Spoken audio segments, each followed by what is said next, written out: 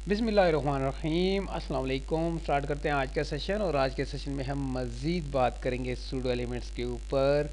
तो सबसे पहले मैं आपको बताता चलूँ कि आज जो कंडीशंस हमने यहाँ पर समझनी है वो बिफोर एंड आफ्टर की है। आपके पास आपके वेब पेज के अंदर मल्टीपल हेडिंग्स हैं और अनऑर्डर लिस्ट हैं, ऑर्डर लिस्ट भी हो सकती हैं, या पैराग्राफ्स, जैसे मैं यहाँ पर इन्हीं के ऊपर इम्प्लीमेंट करूँगा, पैराग्राफ्स भी हो सकते हैं। सही है।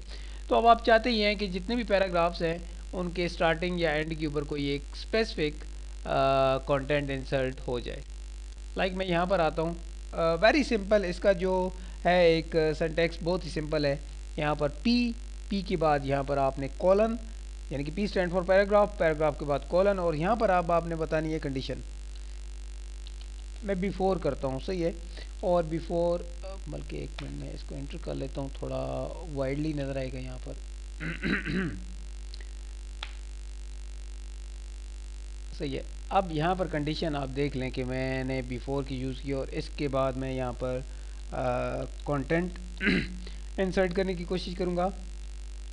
कंटेंट के बाद मैं यूआरएल दे देता हूँ, क्योंकि मुझे एक इमेज इंसर्ट करनी है बिफोर। सही है। तो अभी तक तो कोई इमेज आई नहीं है, क्योंकि मैंने यहाँ पर इमेज की एक्सटेंशन और उसका नेम या उसका पाथ नहीं दिया। तो जस्ट मैं यहाँ पर करूँगा डॉट जी।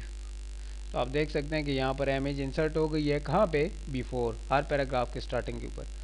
यहाँ से ही मैं कंडीशन चेंज कर सकता हूँ। अगर मैं चाहता हूँ कि बिफोर के बाद आफ्टर हो जाए, तो ये आफ्टर हो जाएगी। तो इस तरीके से आप कर सकते हैं। नेक्स्ट सेशन तक इजाज़त दीजिए। अपना ख्याल रखिएगा, दुआ में याद रखिएगा। अल्लाह हाफिज़।